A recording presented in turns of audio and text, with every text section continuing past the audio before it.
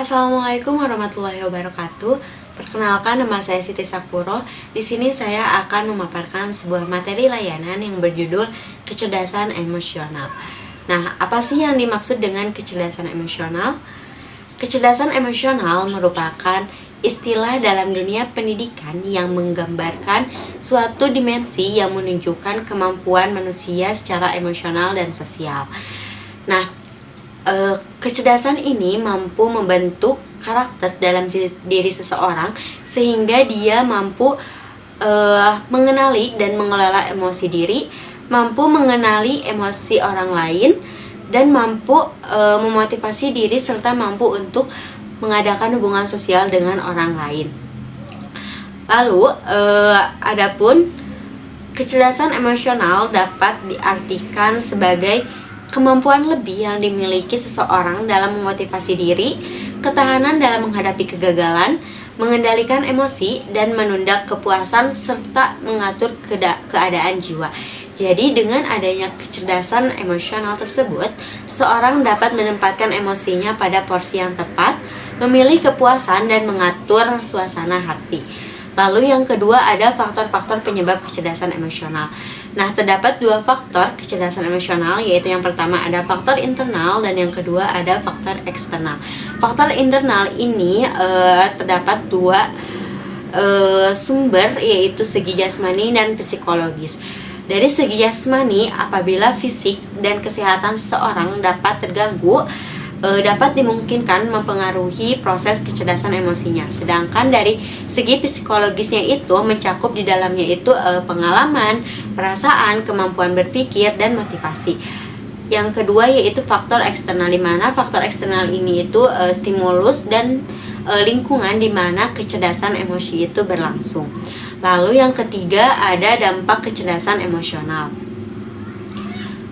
Dampak kecerdasan emosional itu meliputi 5 bagian, yaitu yang pertama ada mengenali emosi diri, yang kedua ada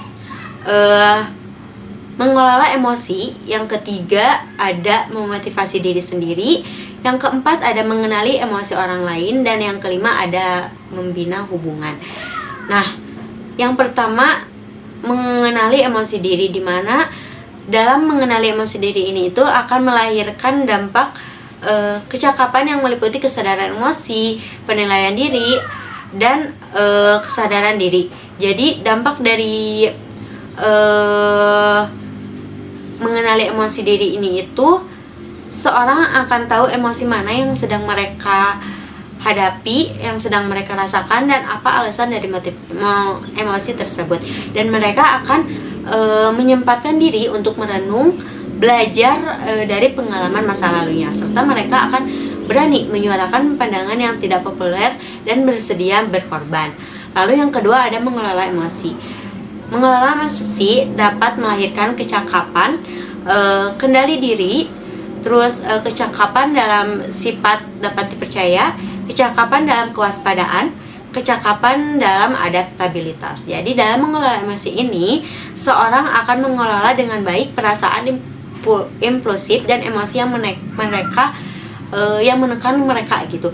Lalu dalam mengelola emosi ini juga mereka akan bertanggung jawab sendiri atas perjuangan atas tujuan yang sedang mereka perjuangkan, dan mereka akan terampil menangani beragam kebutuhan serta siap mengubah tanggapan dan taktik untuk menyesuaikan diri dengan keadaan.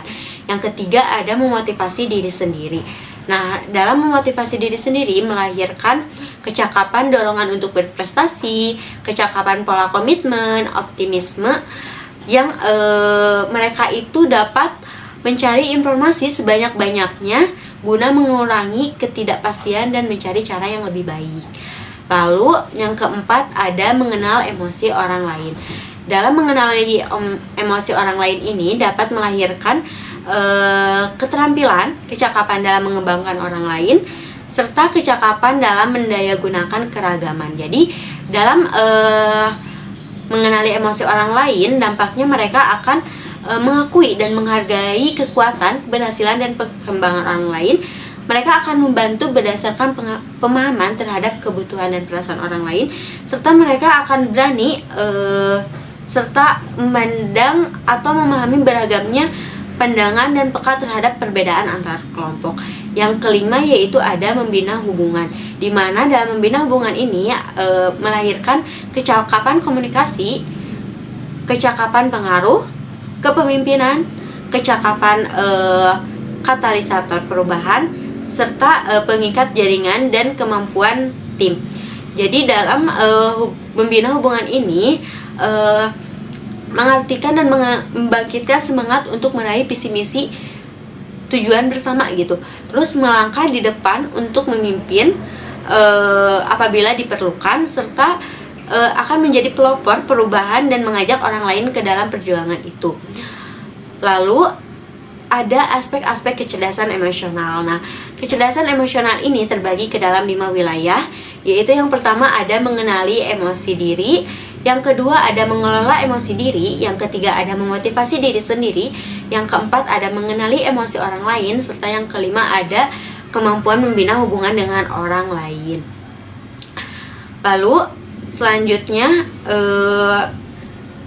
mengenali emosi diri. Nah, mengenali emosi diri ini itu suatu kemampuan untuk mengenali perasaan sewaktu perasaan itu terjadi. Lalu mengelola emosi, di mana kemampuan ini individu dapat menangani perasaan agar dapat terungkap dengan tepat sehingga tercapai keseimbangan dalam diri individu. Lalu memotivasi diri sendiri. Nah, dalam memotivasi diri sendiri, mereka akan memiliki ketekunan untuk menahan diri terhadap kepuasan dan mengendalikan dorongan hati, serta mempunyai perasaan motivasi yang positif, yaitu optimis dan keyakinan diri. Yang keempat ada mengenali emosi orang lain. Nah, kemampuan ini itu juga bisa disebut dengan empati. Dan yang kelima yaitu membina hubungan, di mana kemampuan membina hubungan ini merupakan suatu keterampilan yang menunjang popularitas, kepemimpinan, dan keberhasilan antar sesama. Yang terakhir ada solusi. Nah, adapun cara meningkatkan kecerdasan emosional yaitu yang pertama dengan membaca situasi. Jadi dengan membaca atau memperhatikan situasi sekitar kita, kita akan mengetahui apa yang harus kita lakukan. Yang kedua yaitu mendengarkan dan menyimak lawan bicara. Yang ketiga, siap berkomunikasi. Jadi jika terjadi suatu masalah, bicarakan agar tidak terjadi salah paham. Yang keempat yaitu tidak usah takut ditolak, karena sejatinya ada dua kemungkinan, yaitu diterima atau ditolak. Jadi kita gak usah takut akan ditolak. Yang kelima yaitu mencoba berempati. Yang keenam, pandai memilih prioritas. Jadi pilihlah pekerjaan yang mendesak dan apa yang bisa ditunda. Jadi kita bisa memilih mana dulu yang harus dikerjakan. Yang ketujuh yaitu siap mental. Yang kedelapan, ungkapkan lewat kata-kata. Yang kesembilan, bersikap rasional. Yang kesepuluh yaitu fokus. Nah, sekian pemaparan materi dari saya mengenai kecerdasan emosional. Semoga apa yang saya sampaikan bisa bermanfaat, bisa diterapkan di dunia sehari-hari. Sekian, terima kasih. Wassalamualaikum warahmatullahi wabarakatuh.